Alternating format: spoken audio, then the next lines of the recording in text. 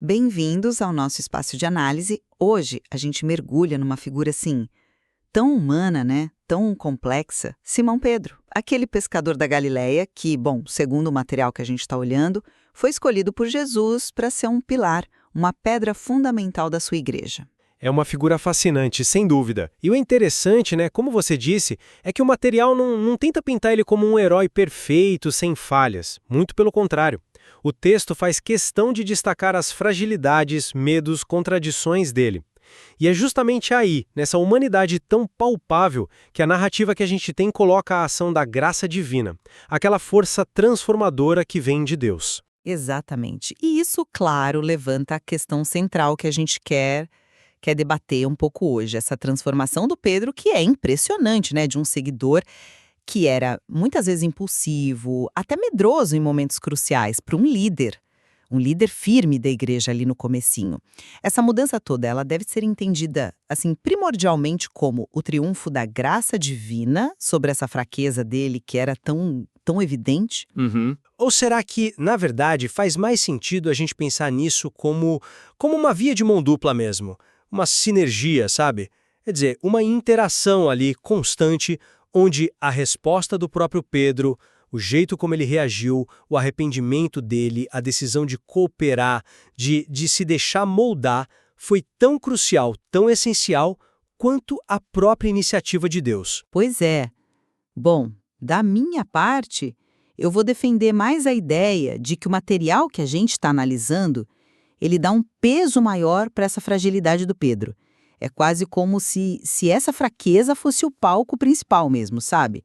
Onde a graça de Deus atua de um jeito decisivo, mostrando o seu poder justamente ali, onde a capacidade humana parece falhar, parece não dar conta. Certo. Já eu vou argumentar que, embora a graça seja, claro, o ponto de partida, o elemento essencial, sem dúvida nenhuma, a transformação completa de Pedro, ela não acontece sem a participação ativa dele. Eu quero destacar como as respostas, as escolhas, as ações do Pedro foram, na verdade, indispensáveis nesse processo todo. Olha, para mim, o ponto de partida é como o texto descreve Pedro. Sim. De forma tão profundamente humana, fica muito claro o contraste, né? O mesmo cara que tem aquele lampejo, aquela intuição incrível e declara: "Tu és o Cristo, o Filho do Deus vivo", pouco tempo depois, por puro medo, nega conhecer Jesus.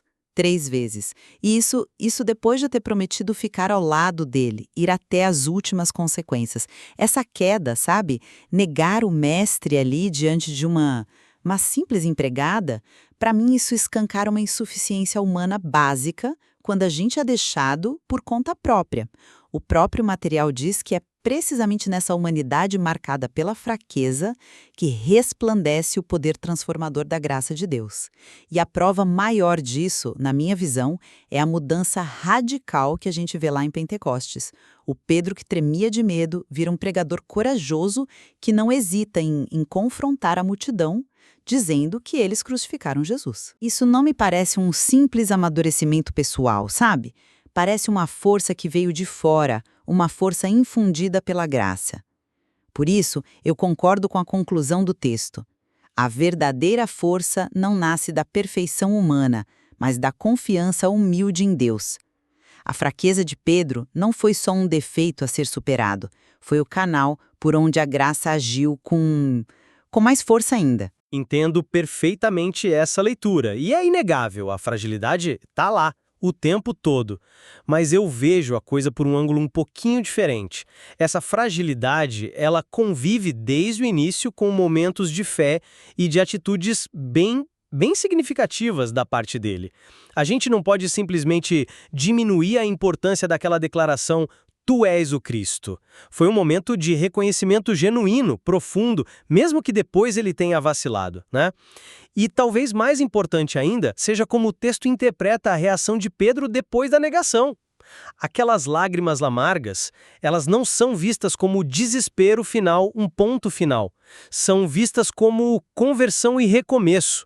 Isso, para mim, é um ponto-chave. Indica uma resposta interna, uma ação de arrependimento que se torna um ponto de virada pessoal fundamental. O texto usa até a expressão "ele deixou-se transformar". Esse deixar-se, isso sugere uma permissão, uma abertura ativa, uma cooperação com a graça que estava sendo oferecida ali naquele olhar de Jesus, né? E tem mais, as 3 lições que o material extrai da vida dele, coragem de seguir, humildade de reconhecer as próprias falhas e ousadia de recomeçar, todas elas carregam essa ideia de uma participação ativa, de uma escolha da pessoa.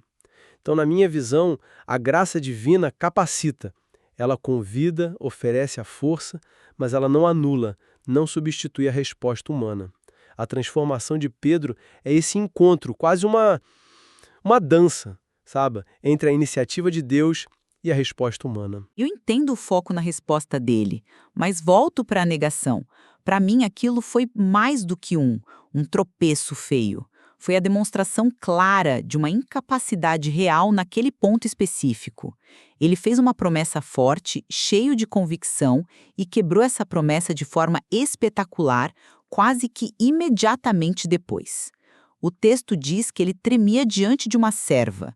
Isso não é um detalhe qualquer, né? Sugere uma paralisia pelo medo, uma falha total da sua força de vontade natural ali. A fraqueza, nesse momento, não é só um cenário, é a condição necessária. É o vazio que permite a graça divina não só ajudar, mas preencher, refazer de um jeito que o poder de Deus ficasse inquestionável.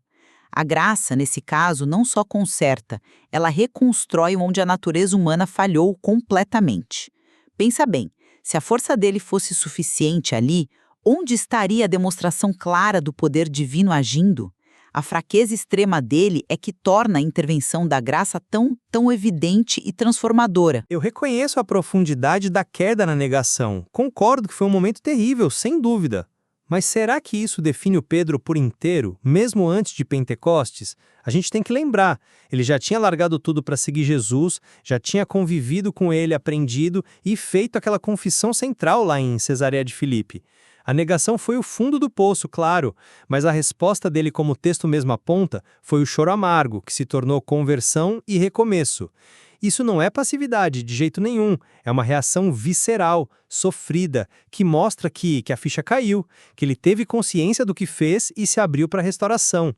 A fraqueza criou a situação da queda, sim, mas foi a resposta ativa de arrependimento que abriu a porta para a graça começar a curar e a fortalecer.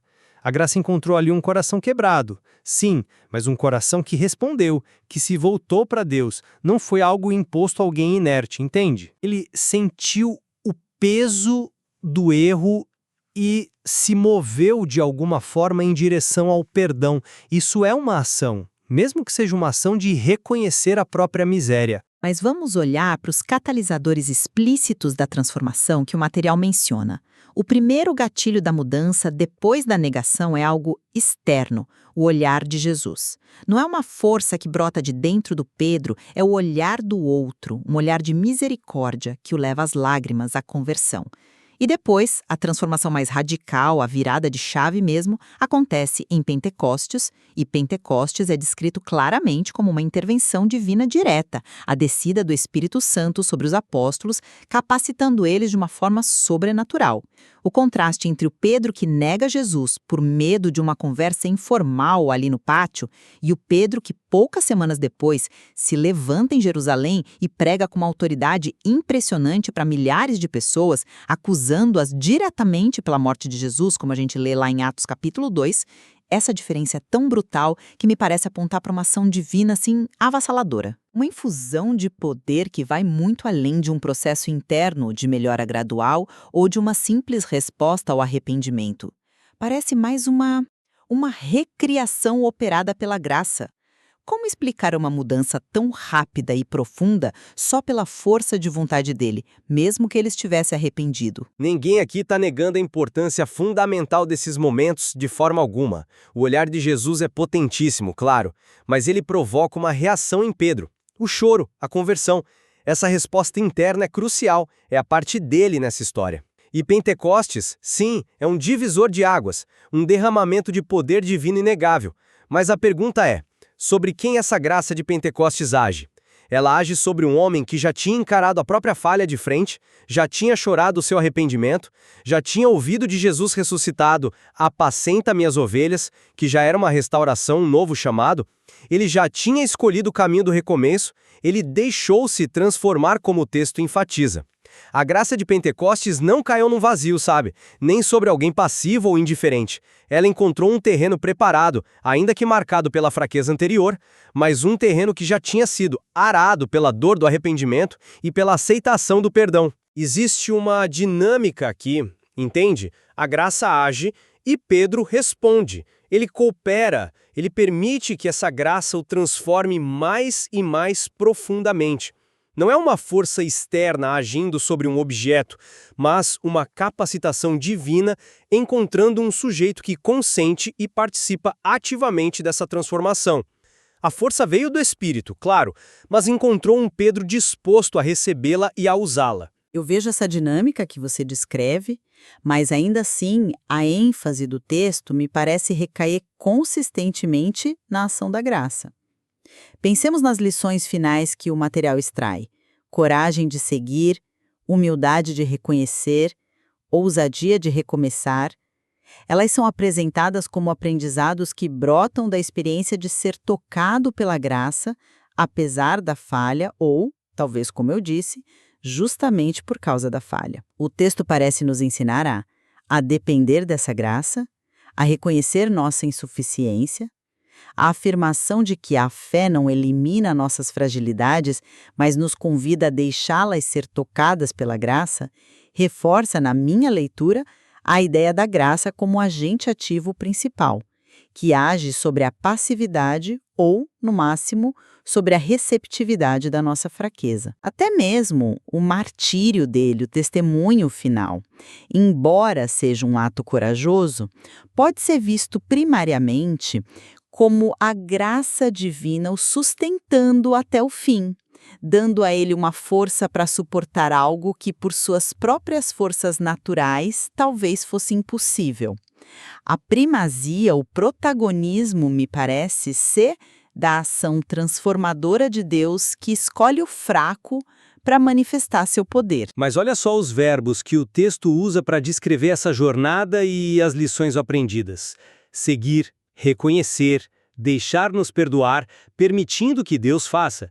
São verbos que indicam escolha, ação, consentimento da parte de Pedro. Isso sugere uma parceria, não uma passividade completa à espera da ação divina.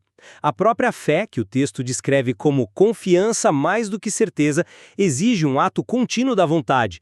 Confiar, especialmente na incerteza ou depois de uma falha como a dele, é uma escolha ativa. E sobre o martírio? A tradição, como é relatada, diz que ele escolheu ser crucificado de cabeça para baixo por não se sentir digno de morrer da mesma forma que Jesus. Se isso for verdade, é um ato final de vontade consciente, uma expressão extrema de humildade ativa, uma resposta final e pessoal ao chamado de Deus, e não apenas um destino que ele suportou passivamente porque a graça o carregou. Me parece a culminação de uma vida inteira de resposta ativa com todas as suas idas e vindas, quedas e recomeços à iniciativa constante da graça. É a resposta final dele. Sem dúvida moldada e fortalecida pela graça, mas ainda assim, a sua resposta. A graça não o transformou num fantoche, né? Mas num discípulo fiel até as últimas consequências. Para resumir minha visão, então, eu reafirmo que a história de Pedro, da forma como é contada no material que a gente analisou, funciona principalmente como um testemunho, assim, poderoso de como a graça de Deus pode escolher alguém aparentemente fraco, limitado e transformá-lo de maneira radical. A fragilidade dele não é um empecilho, mas se torna o palco privilegiado onde o poder redentor de Deus se manifesta de forma clara, destacando a iniciativa e a força da ação divina sobre a condição humana. E eu concluo reforçando meu ponto. Embora a graça divina seja, sem qualquer dúvida, indispensável, o ponto de partida e a força motriz da transformação, a história de Pedro, como a lemos aqui, também mostra de forma muito clara a importância crucial da resposta humana. O arrependimento ativo dele, a permissão consciente para ser transformado, a coragem que ele precisou ter para dar a volta por cima, para recomeçar, e a fidelidade que ele manteve, mesmo com tropeços, até o fim. Tudo isso faz parte integral e necessária dessa transformação. É uma via de mão dupla, uma sinergia real entre o dom de Deus e a resposta humana que o acolhe e coopera com ele. Nisso a gente concorda totalmente. A figura de Pedro é de uma riqueza enorme e fala fundo com a gente justamente porque ele vive essa tensão que é universal. Essa luta entre a nossa falibilidade, nossos medos e a capacidade que temos de sermos transformados pela fé e pelo toque da graça. O texto chama de reflexo de cada um de nós, e acho que é nessa complexidade, nessa mistura de força e fraqueza, que está o apelo dele através dos séculos. Exatamente, e é importante reconhecer que o próprio material que a gente usou como base oferece elementos que dão suporte para as duas perspectivas que a gente discutiu aqui. Analisar essa figura tão cheia de facetas nos convida a continuar pensando sobre como a nossa própria fraqueza pode ser, paradoxalmente, um lugar de encontro com o divino. E sobre como a fé se vive no dia a dia, na prática, com todas as quedas e os recomeços que fazem parte da jornada humana, né? Com certeza. Como o texto sugere, ainda há muito o que explorar sobre a misericórdia e a transformação na vida de Pedro e, por extensão, nas nossas próprias vidas.